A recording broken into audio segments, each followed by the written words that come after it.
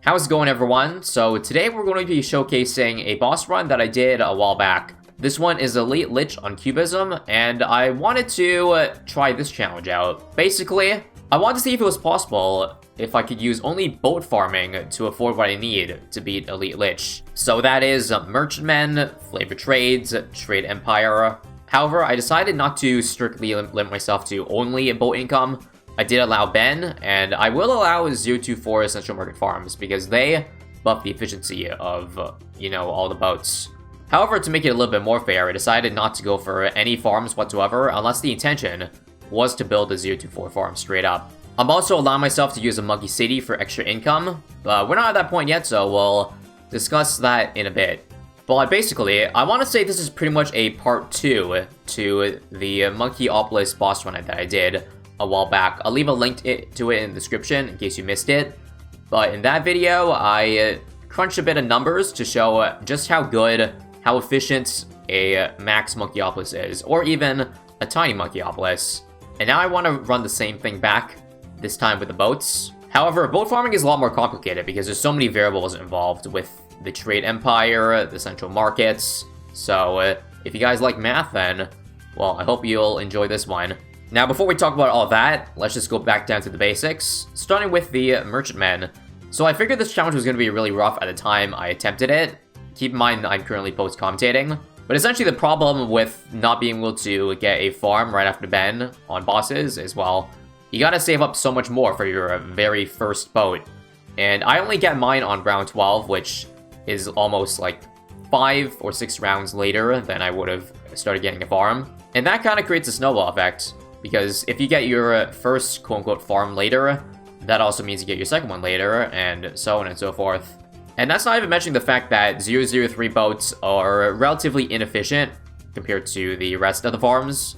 If we just look back at the little efficiency chart I made for the last video, you'll see that 100 and 200 farms pay off in about 14.5 rounds. That is normally what we start off with. But if you go to boats, I made a new little mini chart for that.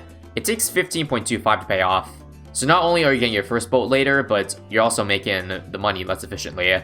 However, this doesn't take into account the fact that merchantmen attack. So that means you might get away with being able to spend less defense if you spam merchantmen versus if you went only farms. Then you have to get like an actual strong tower. But it's hard to really calculate that. So that's why it's left out of the equation here.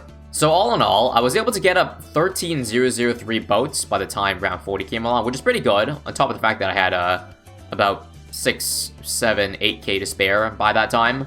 And the only defense I had to buy extra was a hot shot on one of the merchantmen. Aside from that, the rest of the boats did the work, but of course, not without incurring a bad rank penalty. Oh yeah, also keep in mind that I'm not actually attempting to go for the best rank time here, because the challenge is, well, boat farming only, so the ranked time came second. Anyways, because it's not ranked, I can pretty much take my time being this Lich, so to beat that, you already know the drill. Sticky bomb spam, well, spam is in 2 of them, and mob shove does the trick. Now, the only downside to killing Lich slowly versus speedrunning it is that you can't sell all your defense to get farms up faster, because, it's taken multiple rounds to take it down. So unfortunately, I kind of have to wait all the way until round 48 to be able to sell some defense to finally build back money-making stuff. And the pretty obvious choice, if I'm only allowing water farming, is to, well, get up a trade empire, because it is hella efficient once you have multiple merchantmen up. How efficient, you might ask? Well, let's take a look at this chart over here. So basically this chart I made refers to how many rounds it takes to pay off when you have this many merchantmen versus this many central markets, while also having a trade empire. I did also make another chart that didn't include a trade empire, with just merchantmen versus central markets, but you can see that the efficiency numbers are pretty bad compared to if you had a trade empire. Basically what I'm saying is that you really don't want to get any 0-4 central markets before a trade empire, assuming you're not doing this challenge that I'm doing. The reason why is pretty simple. So 0-3 farms pay off in 13.64 rounds, and as you can see, the cheapest instance of where a mix of merchantmen and central markets become more efficient than going only marketplace is at 2 central markets and 7 merchantmen, but that total cost is already over $60,000. So basically, by that point, when you have that much money, you should already be going for a trade empire, because a trade empire and 10 merchantmen costs roughly the same amount. And if you take a look at that number, then it already pays itself off in 13 rounds. So yeah, after crunching the numbers and getting this chart, it turns out that the 20 merchantmen and trade empire army is actually hyper efficient at 7.5 rounds to pay off, assuming you have no central markets. This is compared to the slightly over 8 rounds for a big monkeyopolis to pay off. What's actually interesting to note is that the overall efficiency of all your towers goes down the more central markets you get, even after you get a full merchantman army. The reason for this is actually because of one big thing. The multiplicative boost from the 024 central market does not actually stack with the bonus that Trade Empire gives. Just to summarize, in case you guys don't know already, Trade Empire, once you get 20 merchantmen up, increases the amount that each of the merchantmen give by 400 bucks. This is a flat number, and it cannot be increased by, well, multiplication. So that means the 024 is being multiplied by the base amount that the merchantman gives, which is, well, $220 with knowledge on. So that's why I made a column on the very, very right side of this chart, 024 efficiency. That basically calculates how efficient adding an extra 024 farm is. So that means that extra 024 farm you add will pay itself off in about 10.5 rounds, which is still better than most things, don't get me wrong. However, that does end up meaning that the overall efficiency, once you get the full 10 centrals and 10 merchantmen, ends up being about 9.62 rounds to pay off. However, you might notice this is not including any flavor trades, and we'll get to that, well, right now. So in this run, I ended up going for a central market spam first, before going for any flavor trades on the merchantmen. Now, some of you at this point might be thinking, wait, shouldn't I upgrade all the merchantmen to flavor trades first, and then start getting the centrals after?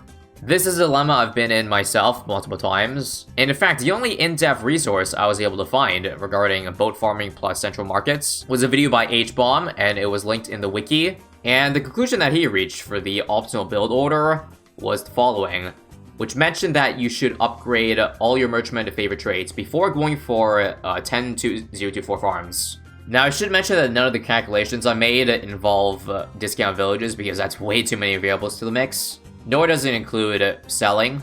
But the part I do want to focus on is whether you want to go for flavor trades or central markets first. And here's why you don't go for flavor trades if you have no central markets. Remember that the trade empire above is additive, so going from merchantmen to flavor trades, you don't get any extra bonus from the trade empire. It's still a flat plus 400 boost, no matter if it's tier 3 or tier 4 boat. So essentially, the efficiency of buying that upgrade is the same. You're paying $5,500 for an extra 300 income, which is pretty abysmal efficiency. Here's the final chart I made regarding the amount of merchantmen to the amount of flavor trades. So if you'd see it looking up to down, if you only upgrade all your flavor trades first and have 0 central markets, your efficiency plummets all the way down to 10.8 rounds to pay off at 20 flavors. But if you go all the way to the right side, with 10 centrals and 20 merchants, it's still only 9.26. So in fact, the optimal strategy is to get all 10 024 farms first, and then upgrade all of them to flavor trades, which is exactly what I did in this boss run. However, it's actually not the most efficient thing you can do, because keep in mind that the efficiency of the flavor trades goes up the more centrals you have. And so I crunched a few more numbers, and here's what I got for the absolute most efficient way to upgrade after you get a trade empire. So of course, first off, 20 merchantmen, followed by 8 024 farms. After that, you want to upgrade 2 of them to flavor trades. Then you want to get 1 more farm, up to 9 total. And then after that, upgrade 4 flavor trades to a total of 6. And then you want to go for your 10th and last 024 farm, and then max out the flavor trades. Highly unnecessary, but if you care about the absolute most efficient way to squeeze pennies out, then there you go. I'll leave a link to this document in the description in case you're curious about the math behind it, and just to verify if I did it correctly.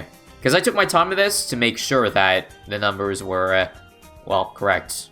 And so to sum it all off, once you max out everything, 10 central markets, 20 flavor trades, and a trade empire, your total efficiency ends up being 9.24 rounds to pay off, and overall generating a bit over $40,000 per round.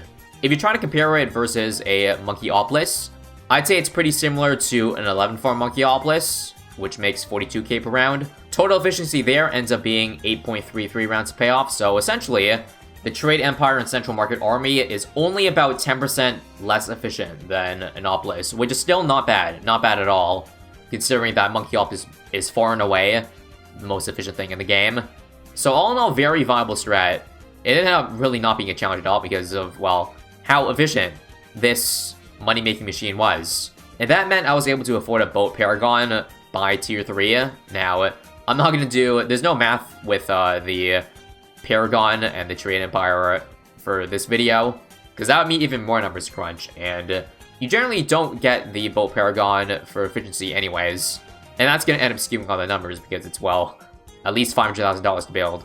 But for the purpose of this challenge I was doing, that was the only way I could gain extra money after maxing out. I did also include Monkey City for the extra 15%. But yeah, again, thanks to the efficiency of the boat farming, I was able to beat the rest of the challenge fairly simply. Only downside was that after getting the boat Paragon, I wasn't actually able to fit 20 boats again because the footprint of the buck Paragon was way bigger. That meant after buying it back, I was only able to get 18 stacks on the Trade Empire, but still makes a crap ton of money. Now, if you're curious about how the rest of the run went, well, here you go. I ended up getting a Ninja Paragon for tier 4, and without needing to sell any of the boats too. I did keep my boat Paragon for the rest of the game because it was degree 40, and getting it back again would just be an absolute hassle, and probably not worth the extra, like, 10 degrees I would have gotten. And then for tier 5, you know the drill. Might as well just get the rest of Paragons to fill it all up. And with all that combined, I was able to beat tier 5 Lich really before it got halfway through the map. So, not bad. Hell, we even ended up getting not too shabby of a rank time too. 18 minutes, which is obviously far from my PB. But considering our circumstances at the start, then certainly a fair time. And yeah, that's it. Hope you guys enjoyed this mini analysis of the boat farming strategy. 9 out of 10 would recommend. And again, link is in the description if you want to check out more resources regarding boat farming and all that. Thanks for watching, and if you have any other ideas in mind for other things to do in BT6, then feel free to let me know. See you guys in the next one.